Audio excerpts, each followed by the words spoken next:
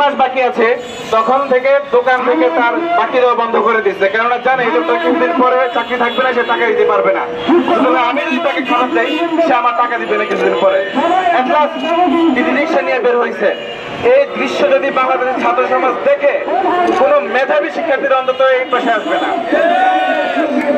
দ্বিতীয় কথা হচ্ছে, বেতন যখন কম হবে বা এই সকল এই 1000 টাকা দিয়ে যদি বাড়ি পাওয়া যায়, কোন উপদেষ্টা যারা আছেন প্রশাসনে তারা যদি শিক্ষকদের জন্য 1000 টাকা দিয়ে বাড়ি ব্যবস্থা করে দিতে পারেন তাহলে এটাই থাকুক। যদি এটা না করতে পারেন তাহলে ন্যায্য দাবি আপনাদেরকে অবশ্যই পূরণ করে দিতে হবে। তৃতীয় কথা হচ্ছে, যখন ভাই বাসায় পেট চলবে না তখন নৈতিকতা আসবে না। বাংলাদেশের সোহাগে সোহাগে করেছে বড়, অনেক বড়। হাঁটি হাঁটি পা পা করে সূর্যের কাছাকাছি যখন এলো ঝড়, বিক্ষিপ্ত লাল টুকটুকে মানুষের টুকরোগুলো বন্ধুরা ওর নামকে কানে কানে ইতিহাসে নির্মিত ঘুরে তারা সুদূর মাহি ডাক্তার এই নামে মাঝে মাঝে বাবা। আর এখন সেই প্রশ্ন ধন্যবাদ। আমরা সর্বশ থেকে দুইটি গাড়ি পাওয়া নিয়ে আমরা এসেছি। আজ আমরা আমাদের এই দাবি, আমাদের দাবি জাতীয়করণ, আমাদের একটাই দাবি জাতীয়করণ। আমরা জাতীয়করণ না নিয়ে আমরা এখান থেকে ফিরবো না। হয় আমরা মরবো, তবু আমরা এখান থেকে পিছপা হবো না। আমরা রাজপথ ছাড়বো না, আমরা রাজপথ ছাড়বো না। আমাদের সর্বশ থেকে আমার বাড়িতে আসবো আমরা। আমার ইতিমধ্যেই আজকে রাত্রে আরো অনেকে আসবে। আমরা চাই জাতীয়করণ। আমরা এতদিন যেমন আমরা রাজপথে ছিলাম, বেশিরভাগ সরকারের সময় আমরা ছিলাম, কিন্তু আমাদের দাবি পূরণ হয়নি। আমরা আমাদের দাবি আদায় না করে আমরা করে ফিরবো না ইনশাআল্লাহ। সবাইকে ধন্যবাদ জানিয়ে আমি আমার বক্তব্য শেষ করছি।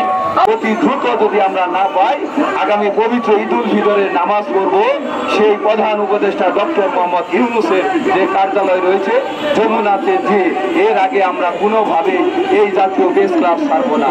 তবে আরেকটি কথা আমাদের বলতে হয়, লজ্জার বিষয়, আমরা আমাদের দেশের বুদ্ধিজীবীদের খুঁজে পাচ্ছি না, আমরা আমাদের সুশীল সমাজকে খুঁজে পাচ্ছি না, আমরা জাতীয় প্রেস ক্লাবের অধিভুক্ত প্রথম সারির মিডিয়া চ্যানেলদের খুঁজে পাচ্ছি না, এবং কিছু চ্যানেল আসলেও অল্প নিউজ করে তাদেরকে ধন্যবাদ জানাই।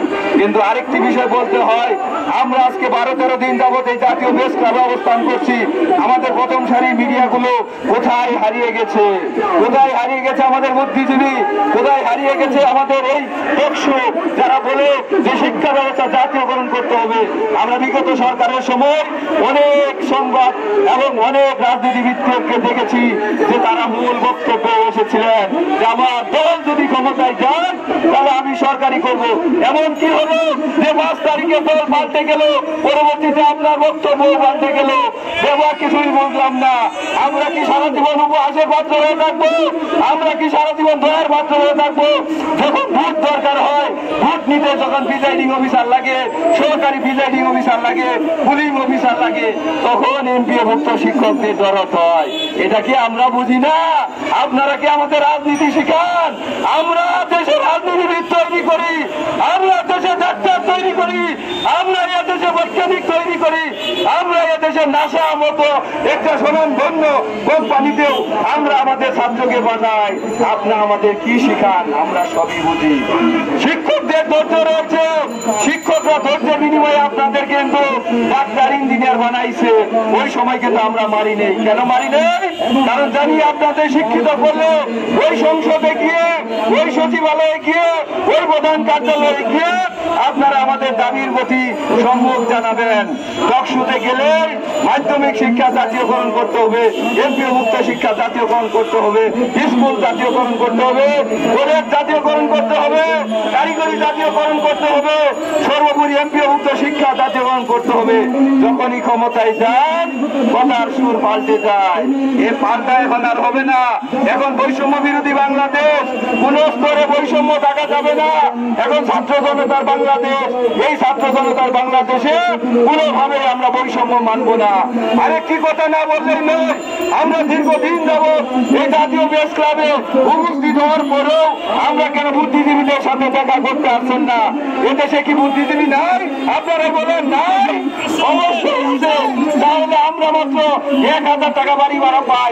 আপনাদের কাছে জানাতে চাই, সাংবাদিক ভাইদের কাছে জানাতে চাই, ঢাকা শহরে যে বস্তি এলাকা রয়েছে সেই বস্তিতে কি 1000 টাকা ভাড়া দিয়ে আপনি থাকতে পারবেন পরিবার নিয়ে?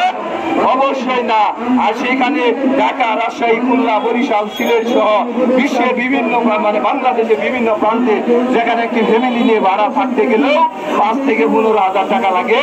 আর সেইখানে আপনি পিয়নের দেন 1000 টাকা বাড়ি ভাড়া, আর অধ্যক্ষ, প্রভাষক, সহকারী শিক্ষক, ট্রেড ইনস্ট্রাক্টরদেরও দেন 1000 টাকা ভাড়া। এটি জাতির সবচেয়ে বড় লজ্জা। আরেকটি বিষয় না বললেই নয়, মাত্র 25% উৎসব ভাতা দেন, যা দিয়ে মাত্র 3125 টাকা। আপনারাই বলেন 3125 টাকা দিয়ে কি কিছু হয়? আজকে আমি যা পরামর্শে এইখানে শিক্ষকতা পেশায় আছি, আপনারা হয়তো জানেন তিনি আর কেউ নয়, আমাদের ঢাকা বিশ্ববিদ্যালয়ের অহংকার আসিফ নজরুল স্যার। আমার এলাকায় যখন ডিস ছিল না, আমি যখন শহরে